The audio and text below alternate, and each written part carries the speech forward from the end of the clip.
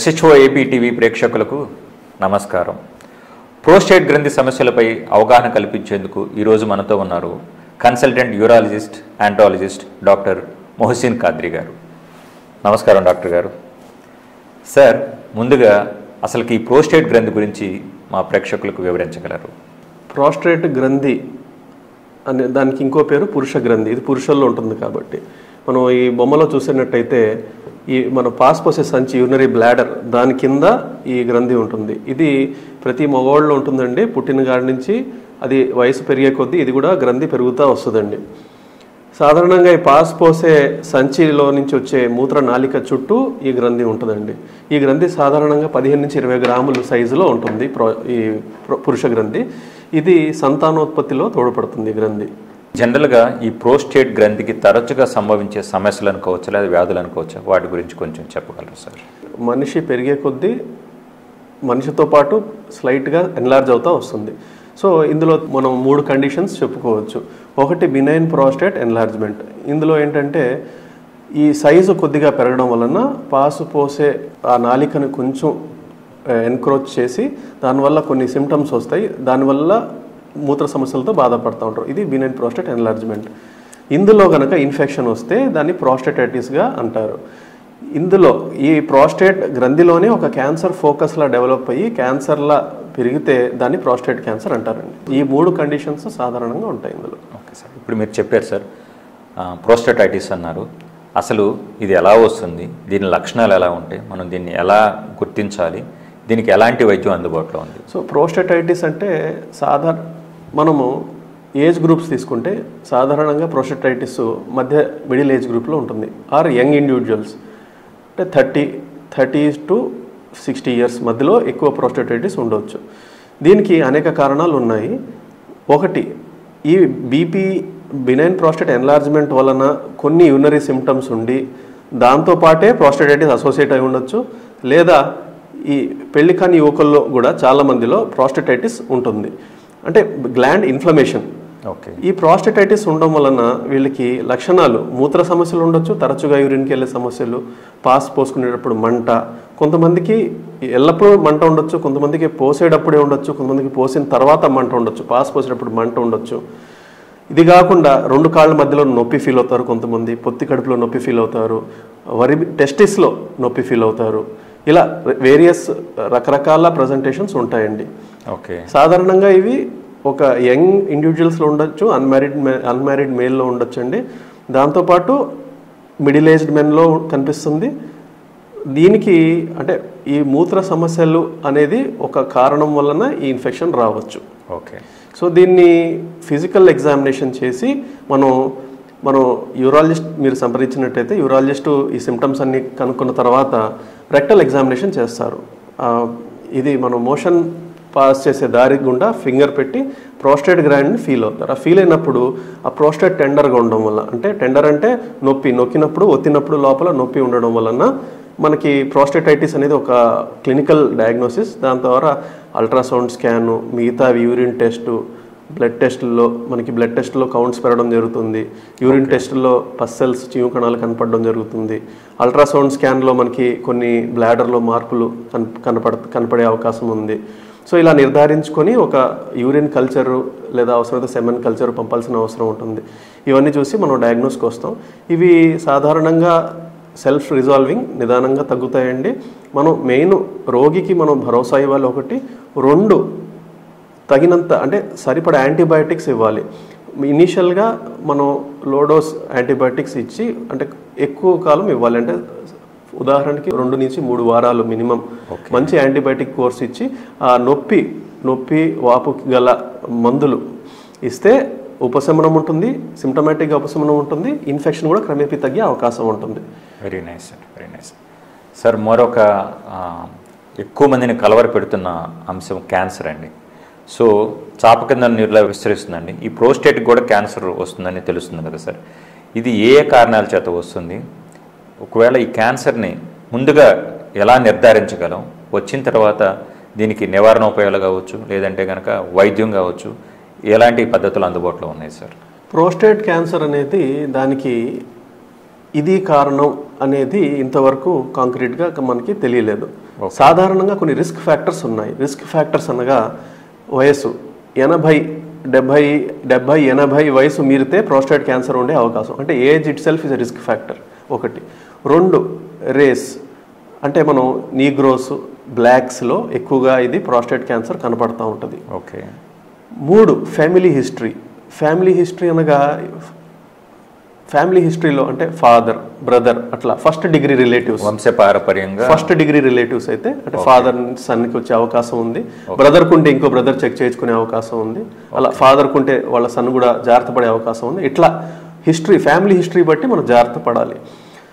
ఈ మెయిన్ ఇంకొకటి young individuals అంటే 40-50లో కూడా ఒక్కొక్కసారి ప్రోస్టేట్ క్యాన్సర్ వచ్చే అవకాశం ఉంది. అంటే ఈ కేసెస్లో మనం చూసినప్పుడు ఆటోజోమల్ డామినెంట్, అంటే మనం ఆటోజోమల్ జన్యుపరమైన కారణం అని చెప్పుకోవచ్చు. ఆటోజోమల్ డామినెంట్ ఇన్హెరిటెన్స్ అంటారు, అదొకటి అనుకోవచ్చు. అంటే మనము వేరే క్యాన్సర్ లాగా అంటే మనం టొబాకో వల్లనో ఆల్కహాల్ వల్లనో అలా వేరే కారణాలు అంటే కెమికల్స్ ఎక్స్పోజర్ వల్లనో అని కాంక్రీట్గా లేదండి. అంటే మన రీసెర్చ్ ఇంకా తెలియలేదు, రీసెర్చ్ తేలాల్సిన అవసరం ఉంది. బట్ ప్రస్తుతానికి నేను చెప్పిన రేస్ కానీ అంటే బ్లాక్స్లో వస్తున్నట్టు లేదా ఫ్యామిలీ హిస్టరీ కానీ దాని ప్రకారం ఎవరైతే ఇండివిజువల్ రిస్క్ ఫ్యాక్టర్లు ఉన్నారో వారు జాగ్రత్తగా ఉండాలి, అంటే జాగ్రత్తగా స్క్రీనింగ్.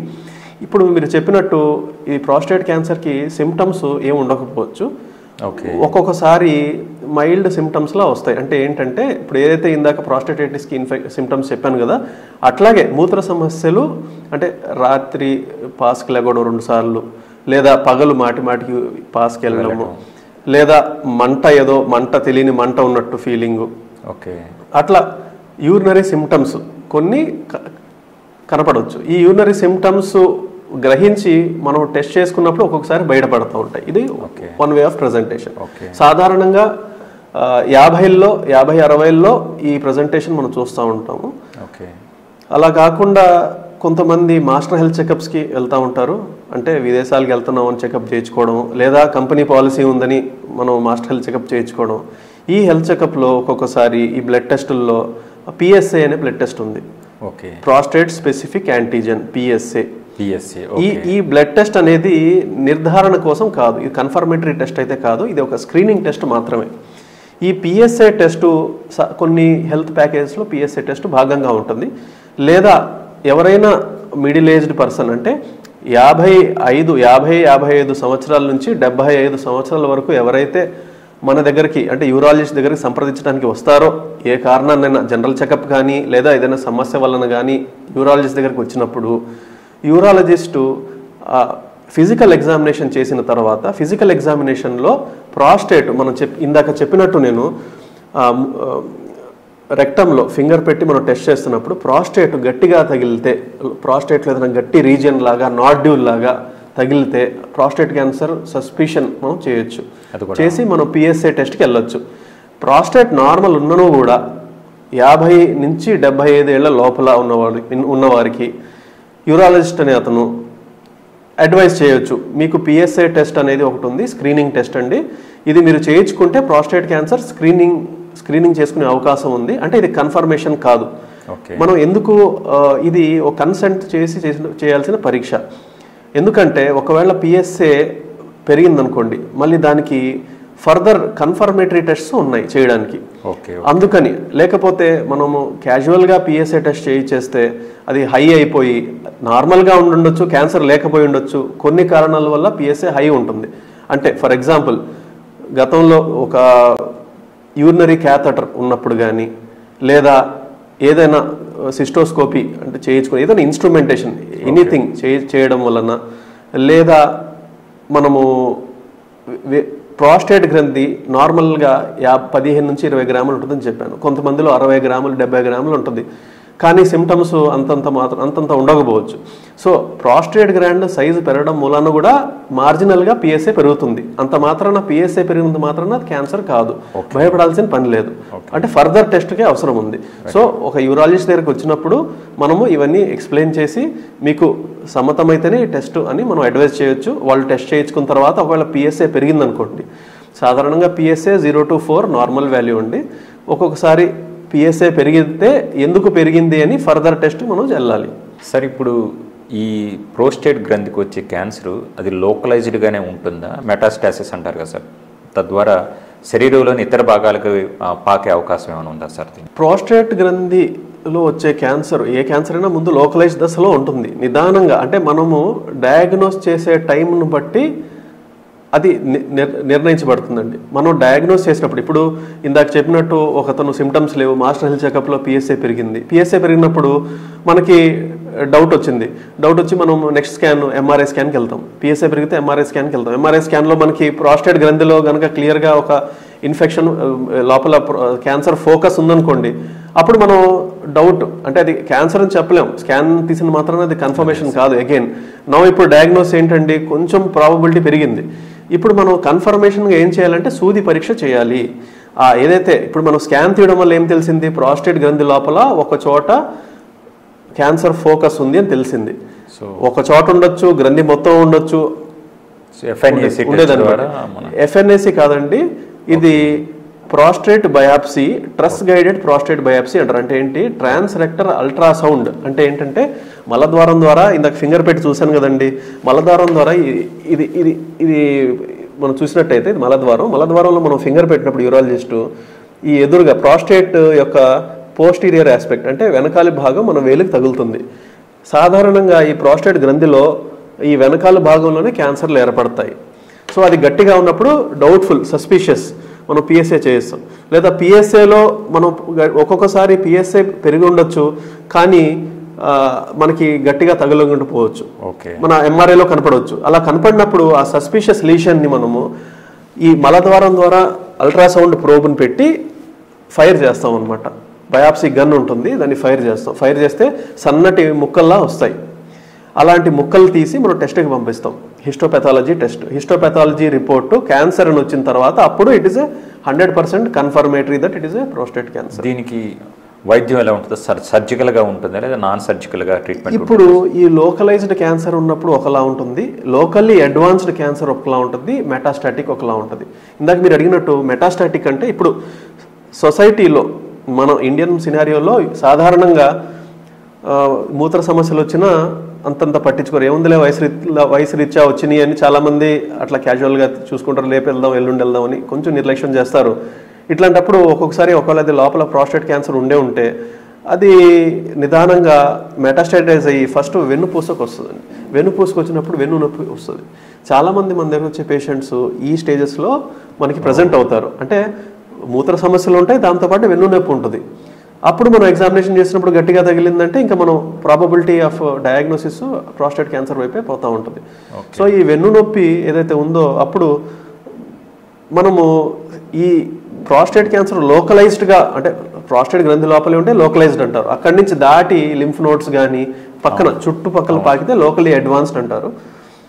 అదే బోన్స్ నేను చెప్పినట్టు స్పైన్ బోన్స్లో పాకితే అది అడ్వాన్స్డ్ స్టేజ్ అనమాట, మెటాస్టాటిక్ ప్రోస్టేట్ క్యాన్సర్. ఇలాంటప్పుడు మనం ఒక బోన్ స్కాన్ చేసి నిర్ధారణ చేస్తాం అనమాట. బోన్ స్కాన్లో హోల్ బాడీ బోన్ స్కాన్లో మనకి లీషన్స్ కనపడతాయి. దీన్ని బట్టి మనం మెటాస్టాసిస్ అని డిసైడ్ చేస్తాం. లోకలైజ్డ్ ప్రోస్టేట్ క్యాన్సర్కి అయితే మనకి అంటే సర్జరీ చేయొచ్చు, ఎందుకంటే అది ప్రోస్టేట్ వెలుపలే ఉంది. ప్రోస్టేట్ని రాడికల్ ప్రోస్టేటెక్టమీ అనే సర్జరీ ద్వారా ప్రోస్టేట్ గ్రంథిని మొత్తం తొలగిస్తే ఆపరేషన్ అయిపోయిన తర్వాత ప్రోస్టేట్ క్యాన్సర్ ఫోకస్ అయితే వెళ్ళిపోయింది. కాకపోతే మనం ఫాలోఅప్లో ఉంచాలి పేషెంట్ని.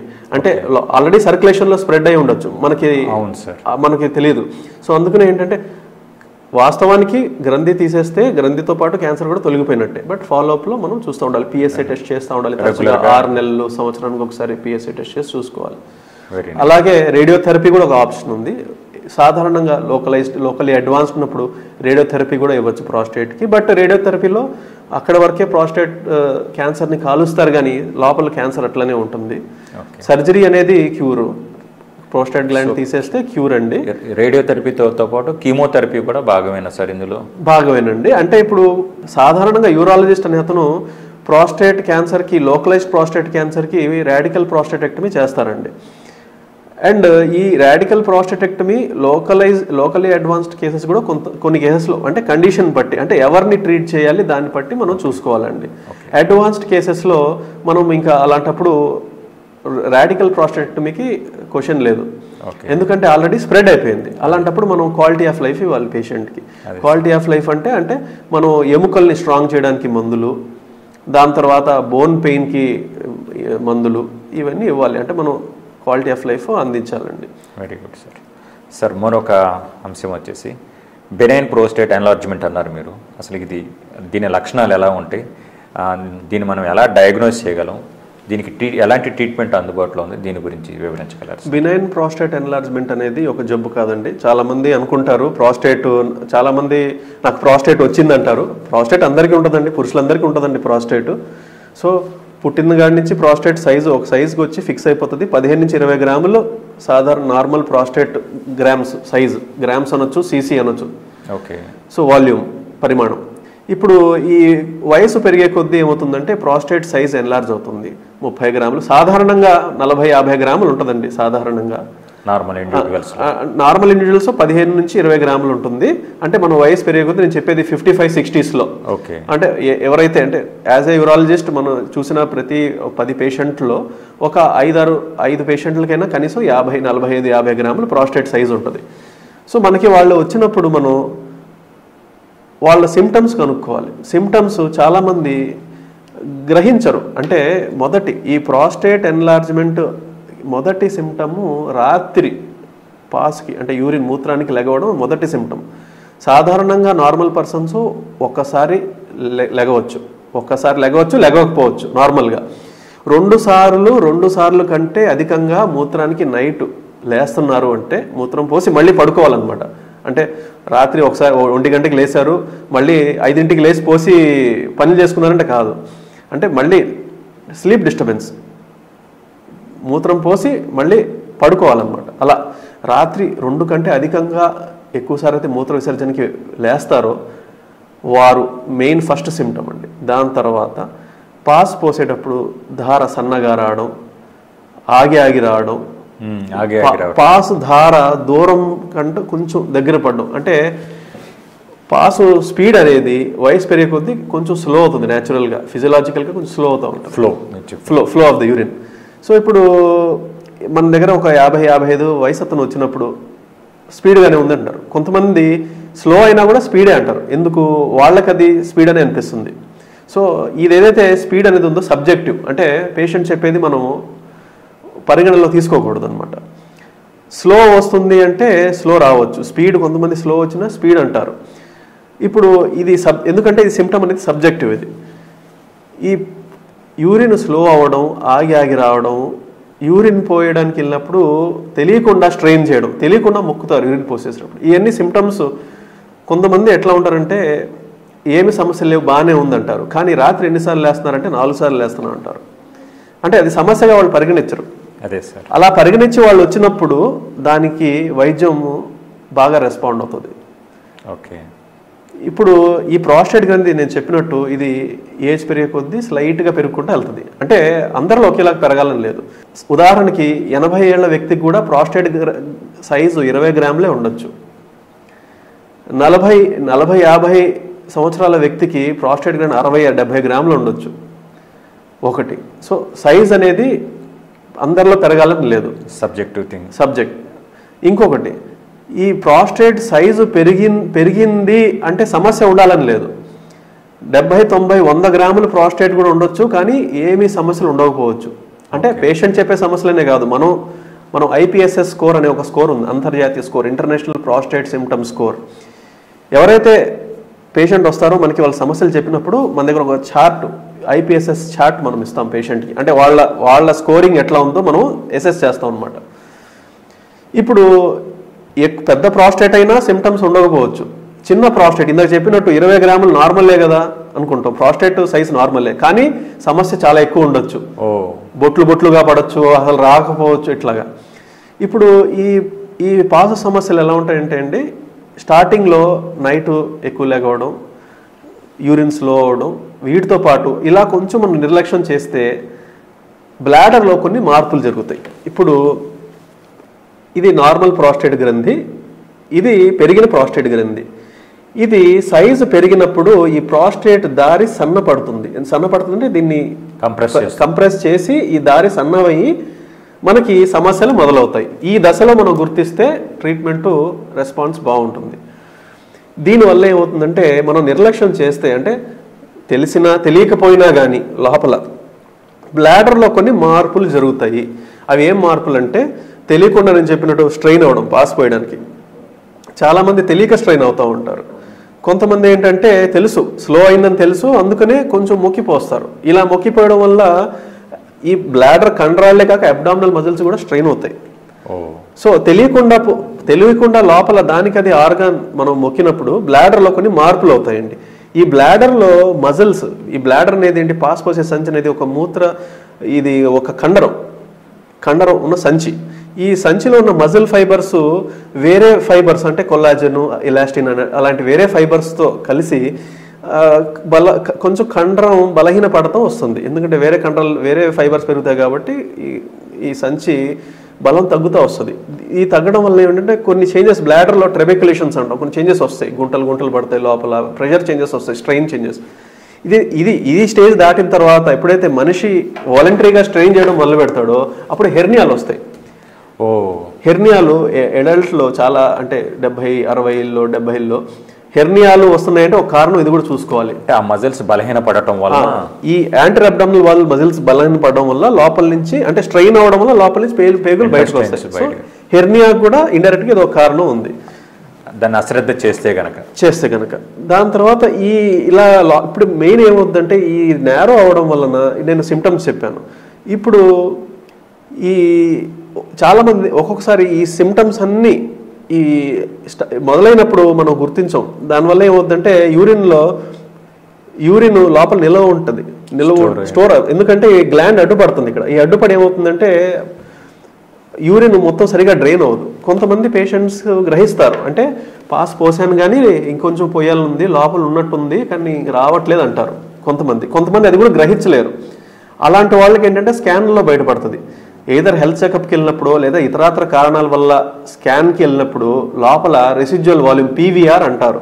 పీవీఆర్ అంటే పోస్ట్ వైడ్ రెసిడ్యువల్, పాస్ పోసిన తర్వాత లోపల రెసిడ్యువల్ ఎక్కువ ఉంటుంది. దీనివల్ల కొంతమంది గ్రహిస్తారు, కొంతమంది గ్రహించరు. ఈ సిమ్టమ్స్లో పాస్ పోసిన తర్వాత లోపల కొంచెం ఉన్నది అంటే దాని అర్థం ఏంటంటే కొంచెం నెక్స్ట్ స్టేజ్ అన్నట్టుగా. ఇప్పుడు అట్లా స్ట్రెయిన్ చేసి లోపల కొన్ని చేంజెస్ వచ్చినాయి, యూరిన్ నిల్వ ఉంటుంది. నిల్వ ఉండి ఏమవుతుందంటే లోపల ఈ యూరిన్ స్టాగ్నెంట్ అయ్యి అందులో బ్యాక్టీరియా గ్రో అయ్యే అవకాశం ఉంది. ఇప్పుడు మనం ఒక ట్యాంక్లో వాటర్ అలా వాడకుండా వదిలేస్తే పాచి పడుతుంది. సేమ్ ఇదే ప్రాసెస్ లోపల యూరిన్ కనుక అట్లాగే నిలువ ఉంటే స్టాక్ ఉండి, అంటే పేషెంట్కి తెలియదు, వెళ్తారు పోస్తారు, లోపల ఉంటుంది. Suppose for example 500 ml urine అనుకోండి, 400 ml పోసారు, 100 ml లోపల స్టాక్ ఉంది, తెలియట్లేదు.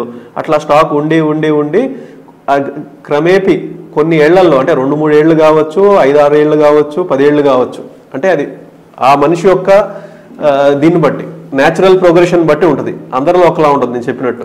ఇన్ఫెక్షన్స్ రావడానికి సో ఆ యూరిన్ నిల్వ ఉండి అందులో బ్యాక్టీరియా గ్రో అవుతాయి. ఆ బ్యాక్టీరియా గ్రో అయ్యి ముందు సిస్టైటిస్ అంటే బ్లాడర్ ఇన్ఫెక్షన్, అలాగే అదే ఇన్ఫెక్షన్ కింద పాకితే ప్రాస్టేటైటిస్ వస్తుంది. అదే కింద బేజాల్లోకి ఆ యూరిన్ కనుక రిఫ్లెక్స్ అయితే టెస్టిస్ ఇన్ఫెక్షన్ వస్తుంది, ఎపిడెడమార్కైటిస్ అంటాం. దాంతో అదే యూరిన్ పైకి రిఫ్లెక్స్ అయితే కిడ్నీస్ ఇన్ఫెక్షన్ రావచ్చు, పైలోనెఫ్రైటిస్ అంటారు. అట్లా వేరియస్ కారణాలు వస్తాయి. కొన్ని సందర్భాలు ఇట్లా కూడా అవుతుంది, అంటే సమస్యలు ఏమి ఉండవు, అంటే గ్రహించకపోయి ఉండవచ్చు. ఫీవర్స్తో ల్యాండ్ అవుతారు హాస్పిటల్స్లో. ఫీవర్ వచ్చినప్పుడు ఆ ఫిజిషియన్ ట్రీట్ చేసే ఫిజిషియన్ స్కాన్ చేసినప్పుడు స్కాన్లో ఎన్ని బయటపడవచ్చు, ఇట్లా కూడా బయటపడవచ్చు. ఇది కూడా ప్రజెంటేషన్ అనమాట. అంటే దీని అర్థం ఏంటంటే మనం సిమ్టమ్స్ గ్రహించకపోతే కొన్ని కాంప్లికేషన్స్ వస్తాయి. ఏంటా కాంప్లికేషన్స్ అంటే ఇన్ఫెక్షన్ ఒక కాంప్లికేషన్. ఇన్ఫెక్షన్తో జ్వరం వచ్చి ఫిజిషియన్ దగ్గరికి వెళ్ళినప్పుడు బయటపడవచ్చు. 2 యూరిన్ రిటెన్షన్, ఇది చాలా కామన్గా చూసే కాంప్లికేషన్. యూరిన్ రిటెన్షన్ అంటే యూరిన్ బిగించడం. నేను చెప్పినట్టు లోపల యూరిన్ మిగిలి ఒకానొక దశలో ఎంతైతే యూరిన్ బ్లాడర్లో ఉందో అంతే యూరిన్ ఉంటుంది, బయటికి రావట్లేదు. అంటే వాస్తవానికి పేషెంట్ యూరిన్ పోయడానికి వెళ్తున్నారు కానీ యూరిన్ పోయలేకపోతున్నారు, ఏం రావట్లేదు. కానీ బ్లాడర్ ఫుల్గా ఉంది, కడుపు ఉబ్బరంగా ఉంది, కడుపు నొప్పిగా అనిపిస్తుంది. సో ఇలాంటి దశలో ఏంటంటే యూరిన్ అంతా లోపల స్టాక్ అయిపోయింది అనమాట.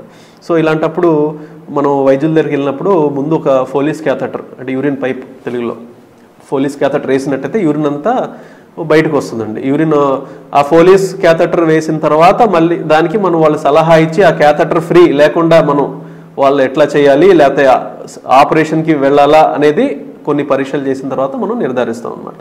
సార్ ఇది సర్జికల్ ఇంటర్వెన్షన్ లేకుండా మెడిసిన్తో కూడా నయం చేయొచ్చు సార్ దీన్ని? అంటే నేను చెప్పినట్టు ఇది ప్రాస్టేట్ అనేది ఏజ్ పరంగా వచ్చింది, ఇది ఒక జబ్బు కాదు. అంటే క్వాలిటీ ఆఫ్ లైఫ్ ఏదైతే మెడిసిన్స్ ఉన్నాయో అవి క్వాలిటీ ఆఫ్ లైఫ్ కొరకండి.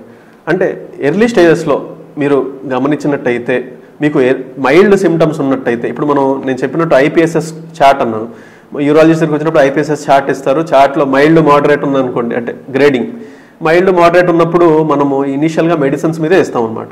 మెడిసిన్స్ ఇవ్వడం వలన సిమ్టమ్స్ తగ్గుతాయి కానీ ప్రాస్టేట్ సైజ్ తగ్గదు. అదొక అపోహ జనాల్లో. ఏంటంటే నేను వెళ్ళానండి 3 నెలలు మందులు వాడాను, నా ప్రాస్టేట్ తగ్గిపోయింది అంటారు. ప్రాస్టేట్ వాస్తవానికి తగ్గదండి, ప్రాస్టేట్ అక్కడే ఉంటుంది. కాకపోతే ఉపశమనం అంటే ఏమవుతుందంటే, ఇప్పుడు ప్రాస్టేట్ సంబంధించిన సిమ్టమ్స్ ఏమవుతున్నాయో ఆ సిమ్టమ్స్ రెడ్యూస్ అవుతాయి ఈ మెడిసిన్స్ వలన. ఈ మెడిసిన్స్ తరచుగా వాడాల్సి వస్తుంది. క్వాలిటీ ఆఫ్ లైఫ్ కోసం మెడిసిన్స్ వాడుకోవాలి. అదే సివియర్ సిమ్టమ్స్ ఉన్నాయనుకోండి, సివియర్ సిమ్టమ్స్ ఉన్నప్పుడు మనం మెడిసిన్స్తో తగ్గదండి. మెడిసిన్స్ వాడినా ప్రయోజనం ఉండదు. ఒక నెలవాడి పేషెంట్సే చెప్తారు నాకేమి ప్రయోజనం లేదండి, ఆపరేషన్ చేయండి అనే పేషెంట్సే చెప్తారు. ఆపరేషన్ రోల్ ఉందండి. ఆపరేషన్ ఏంటంటే, ఇప్పుడు ఇదంతా ఎందుకు వస్తుంది?